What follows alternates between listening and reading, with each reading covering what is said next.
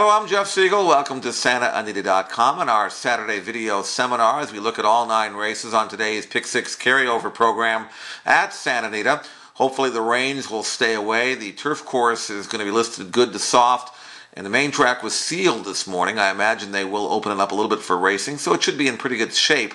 And as long as the rains stay away this afternoon, I think we're going to have a great day of racing. Very difficult scheme in the Pick 6. I wouldn't be totally shocked if it carries over again. If you do hit it, though, you will get paid. There's no question. There's going to be some nice middle-price horses, I would think, to make this thing all worthwhile. First race, now obviously not part of the Pick 6. Pick 6 races today, 4 through 9. And I don't really have a real great feel for the first 2 races, actually. The first one is a sprint for fillies and mares. Number 5, Rev Her Up, is taking a drop in class back to where she probably belongs. She's been coming out of some better races. Maybe she'll wake up at this level. She is 9 to 5 on the morning line. Very, very modest group of fillies. So I'm going to pass the first race. No play in the first, no play in the second. We have a very short price favorite here in number 3, Mark of a Warrior, who is 4 to 5 on the morning line, having just won a race against slightly tougher Carava, running him back at a lower level, but trying to win as many races as he can with this horse. And Mark of a Warrior, if he runs back to his last race, looks like he should win. Flashy Green, number 4, the Golden Gate Shipper, has a look as well. But, again, not a real great gambling race as far as I'm concerned. So I'm going to pass races 1 and 2. Third race is the San Luis Obispo. This race will be on the grass. It will not, however, start from the hillside course, but rather on the back stretch, so the horses don't have to cross the main track. So 1.5 miles on the grass, but starting on the inner oval. And the 2 main horses, obviously, number 1, Bourbon Bay, and number 5, Champ Pegasus, go at it again. They met recently, and Champ Pegasus was the favorite over Bourbon Bay, but Bourbon Bay won it, and there's no reason to think that these 2 same horses won't battle it out again. 1.5 miles is a really good trip for Bourbon Bay. He's obviously in love with this turf course. He's a perfect 5 for 5. Champ Pegasus, on the other hand, really has worked well since that last race. He could be a lot tougher to run down than last time. So it's either one. I mean, they're the 2 favorites, and they should run 1, 2, and dominate. Maybe ever so slight preference to Bourbon Bay, but Champ Pegasus, you can't deny him as well. If you're playing any kind of rolling exotics, either pass the race or use them both. I really can't separate them.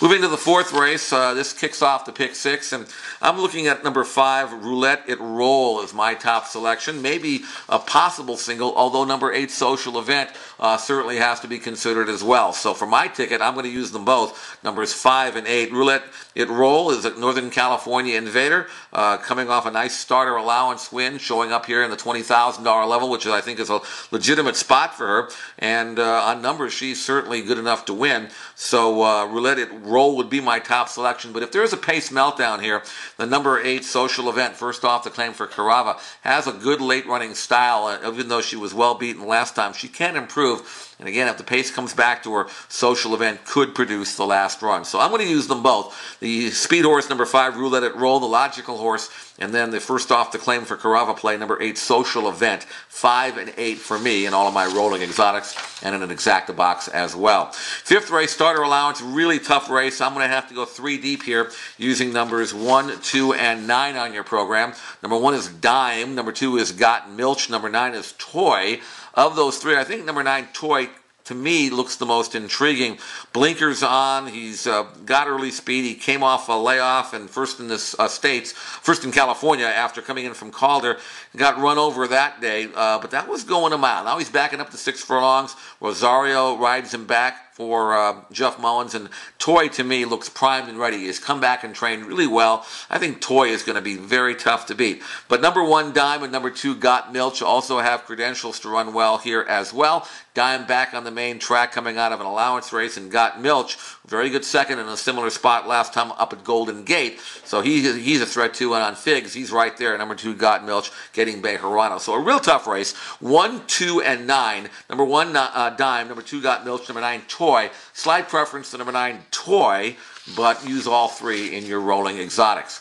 Moving now to the 6th race, maiden race. We're going to use 2 horses here. Number 5, Beautiful Sunday, and number 10, Mildly Offensive. So 5 and 10 if you're playing the exacta, and use them both in your rolling exotics, including, of course, that carryover pick 6. Beautiful Sunday has shown she can run some for Jim Cassidy, and she has every right to continue her improving pattern today. Whereas number 10, Mildly Offensive, is a fast-working first-time starter in the Carla Gaines barn, bred to be quick and training like a runner. Outside Drawn Bay Hirano definitely looks like a very, very live first-time starter. You've got to use number 10, Mildly Offensive. So maybe the best of the runners, those that have raced number 5, Beautiful Sunday. The best of the first-timers, number 10, Mildly Offensive. 5-10 if you're playing the exacta box, and use them both in your rolling exotics. 7th race, Good Allowance race, another tough race. We're going to go 3 deep here, using numbers 3, 6, and 9 on your program.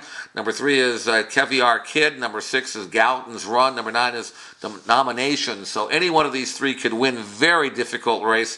Kevlar Kid is coming off a layoff, but if he's ready for Carla, he's got the ability to run well fresh and some back numbers that make him a threat. He looks like he's training fit and ready, so Kevlar Kid, definitely a threat. Number 6, Gallatin's Run, blinkers and P-Val in his first start since last summer at Del Mar. He's got lots of speed, and he's training like he's fit and ready for Mike Mitchell. Use number 6, Gallatin's Run.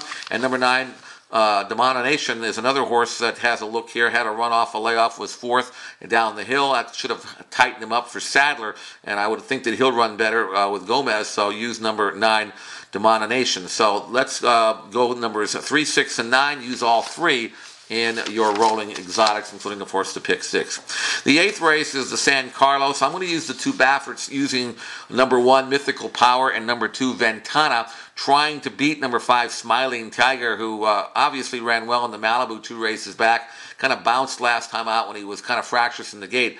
If you want to go 3 deep and you can afford it, then obviously use number 5, Smiling Tiger.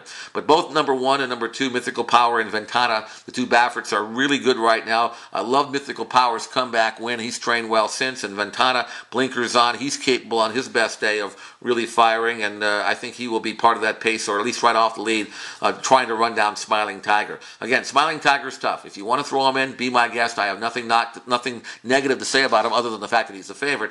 But for smaller tickets, use the 2 Bafferts, numbers 1 and 2, Mythical Power and Ventana. 9th and final maiden claiming race for 3-year-olds. I'm going to use number 2, Warren's Tiger. Also number 8, Klassy Saint. So 2-8 if you're playing the exacta box. Use them both in your rolling exotics. Warren's Tiger is a first-time starter, training well enough for Gutierrez to give him a chance in a weak field. Now, the rail obviously is some concern, but they're only going 5/8 of a mile, so if Warren's Tiger breaks under Pedroza, he could be dangerous. Klassy Saint had very good speed in his debut before fading.